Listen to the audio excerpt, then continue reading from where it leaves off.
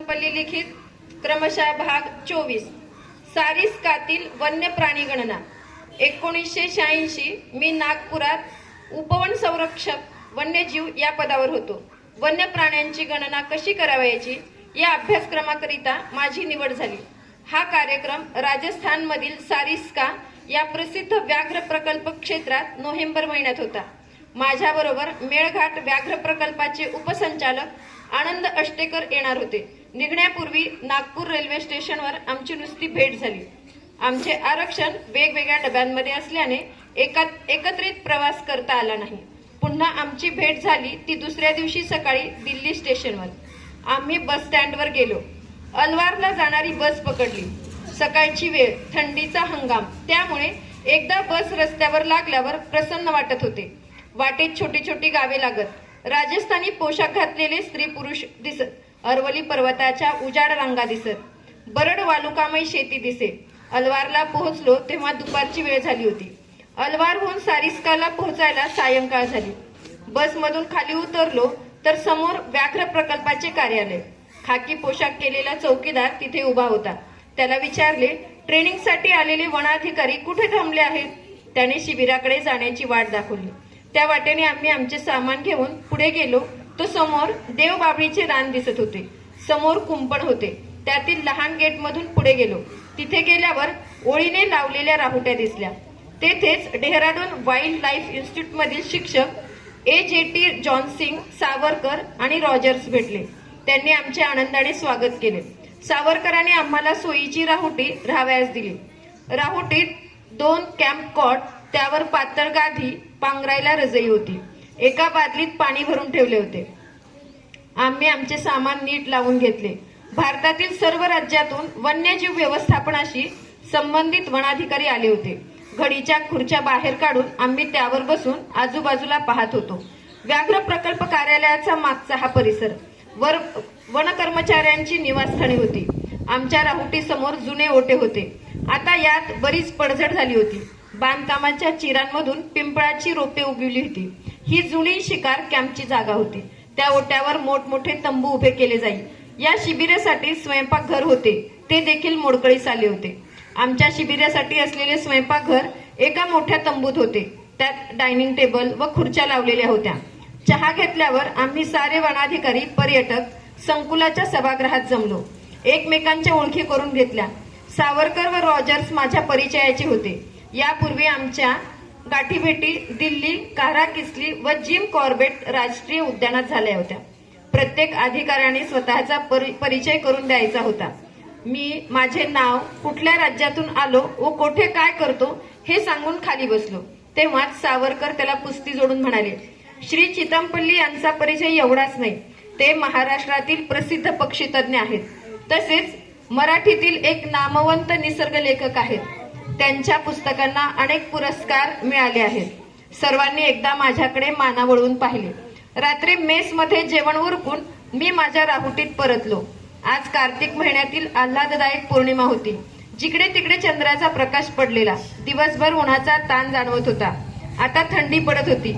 आजूबाजूला चांदण्यात अरवली पर्वतांच्या रांगा दिसत। दिवसभराच्या प्रवासाने थकल्यामुळे मला अंथरुणावर पडल्या क्षणी झोप लागली। मध्यरात्रीनंतर विलक्षण थंडी जाणवू लागली। मी माझ्या रजईवर ब्लँकेट ओढून घेतले। पहाटे जाग आल्यावर मी उठून राहुटी बाहेर डोकावलो। पश्चिमेकडे गेलेल्या चंद्राचा मंद प्रकाश पडलेला। राहुटी समोर एक प्रचंड पिंपळाचा वृक्ष होता। चांदण्यात त्याची पाने सोन्यासारखी चमकत असता त्यांची सळसळ ऐकू येई। हळूहळू उजाडू लागले। सूर्याची पहिली किरणे पिंपळाच्या शेंडावर पडली। त्यावर हरोलीचा थवा मधुर आवाजात गात होता।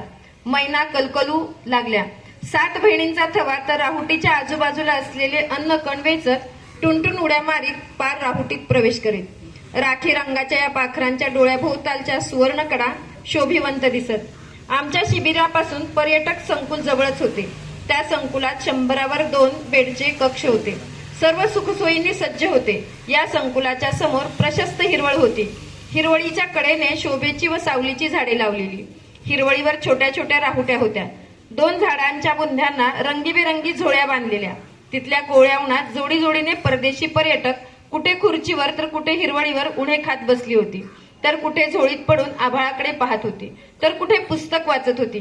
काही टिपवाय समोर बसून काहीतरी लिहित होती. स्वच्छंदपणे जगत होती, फिरत होती.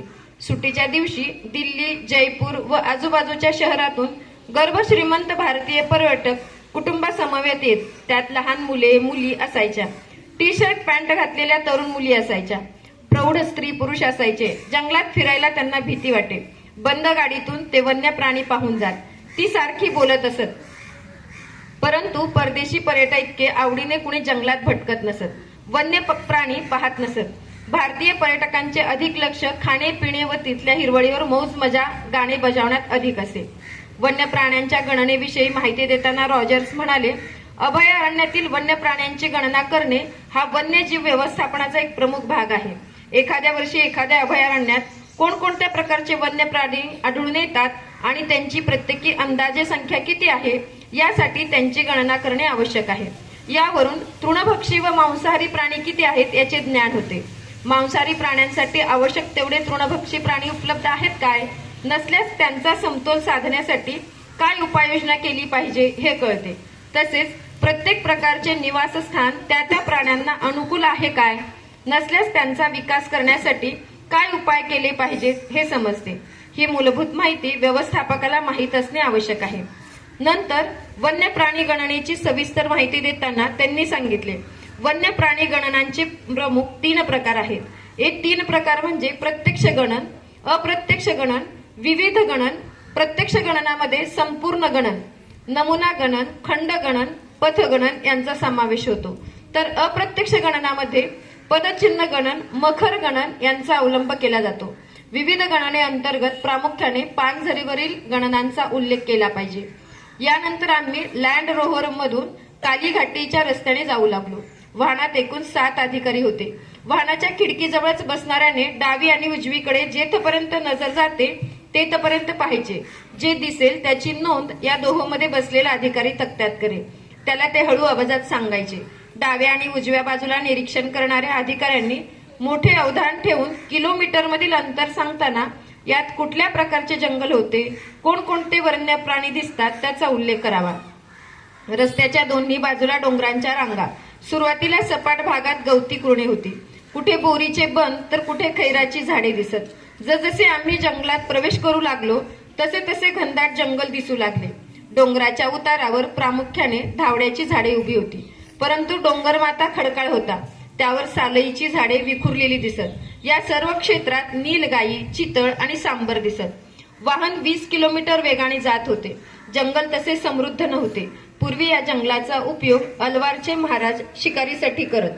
वाटेत आम्हाला ठिकठिकाणी चरत असलेले चितळांचे कळप दिसत, तर कधी नील घोड्याबरोबर 2-3 नीलगाई व त्यांची शावके दिसत. शिंगे असलेल्या रुबाबदार सांबराबरोबर 4-5 सांबरी व 3-4 पिले सरत. पिलांना आमची चाहूल लागताच आखूड शेपटी उंचावून इकडे तिकडे धावू लागत. एका पानझरीवर 10-12 सांबरांचा कळप पाण्यात खेळताना दिसला. रानडुकरांचे सार बेधडक रस्ता ओलांडून जात. चौसिंगा हरिण मात्र एकदाच आमच्या समोरून उड्या मारीत गेले. मोर तर खूप होते. क्षणाक्षणाला मोर, मयुरी व त्यांची 5-6 पिले चरताना दिसत. आमचे वाहन पांडू फॉलच्या दिशेने जात होते. उजव्या बाजूला ओढा वाहत होता. दुसऱ्या बाजूला उंच पहाड, पहाडाचा माथा खडकाळ. या ओढ्याच्या काठी वड, पिंपळ, औदुंबर, पाखड, नांदुरकी इत्यादी पिंपळ मुळातील जीवनदायी पुरातन वृक्ष उभे होते. तसेच ताड व शिंदीचे बन होते. ओढ्याच्या पाण्यात हत्ती एवढ्या प्रचंड शिळा होत्या. डोंगराच्या कडेकपारीत गिधाडांची वस्ती होती. कुठे शिकारी पक्ष्यांची बिळातील घरटी असायची. ती बिळाखाली ओघळलेल्या त्यांच्या पांढऱ्या शितेवरून लक्षात येईल.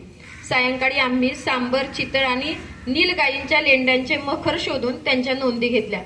चितळ, सांबर व नीलगायींच्या लेंड्या ओळखणे सोपे नसले तरी ते अभ्यासाने साध्य करता येते. याकरिता त्यांचा नमुना लेंड्या एका प्लास्टिकच्या बॅग मधून बाळगणे उपयुक्त होते. या पद्धतीत हे प्राणी दिवसातून किती वेळा लेंड्या टाकतात यांचे ज्ञान आवश्यक आहे. 2 मीटर रुंद असलेल्या लांब पट्टीतील जमिनीवरील लेंड्यांचे ढीग ठराविक अवधीत मोजले जातात. एवढ्या माहितीच्या आधारे एका हेक्टरमध्ये या प्राण्यांची संख्या किती आहे याचे ज्ञान होते. दुसऱ्या दिवशी सकाळी सारिस्का व्याघ्र प्रकल्पात ट्रान्सेक्ट पद्धतीने सांबराची गणना केली. या पद्धतीत एका विशिष्ट क्षेत्राची विभागणी अनेक समांतर भूखंडात केली जाते. प्रत्येक भूखंडाची रुंदी 100 मीटर असते, लांबी 3 ते 4 किलोमीटर. आनंद अष्टेकर आणि मी क्रमांक 3च्या ट्रान्सेक्टरवरून गणनेला सुरुवात केली. या भूखंडात सांबर दिसले की त्याची नोंद करायची. अशा वेळी जंगलातून आपल्या भूखंडातून सरळ चालणे शक्य होत नाही. आम्हाला पश्चिम दिशेला 270 अंश वेस्ट जायचे होते. यासाठी कंपासचे सहाय्य घ्यावे लागते. सुरुवातीला झुडपी जंगलातून वाट जात होती. पाऊल वाटा कुठेच दिसत नव्हत्या. नंतर डोंगराची चढण लागली. जमिनीतून अणकुचीदार दगड डोकावत होते. धावड्याची झाडे अधिक होती. जमिनीवर गवताचे एक पाते नाही. चढून चढून शिखरावर आलो. ते शिखर म्हणजे प्रचंड शिळांचा कडाच होता. त्यावरून कंपासच्या साह्याने ठराविक दिशेने चालणे अति अवघड होते. तोपर्यंत चपचप उणे लागू लागली. शिखर पार करून पलीकडे जायला मोठे प्रयत्न करावे लागले. जवळ चढण्या उतरण्याची काहीच साधने नव्हती. सारे अनपेक्षित होते. शिखर पार केल्यावर उतार लागला. समोर खोरे होते. तिथे उतरल्यावर रस्ता लागला. रॉजर्स, सावरकर आणि जॉनसिंग तेथे आमची वाट पाहत उभे होते. आम्ही मोजलेल्या सांबरांची संख्या त्यांना सांगितली. तेव्हा हायसे वाटले. धन्यवाद.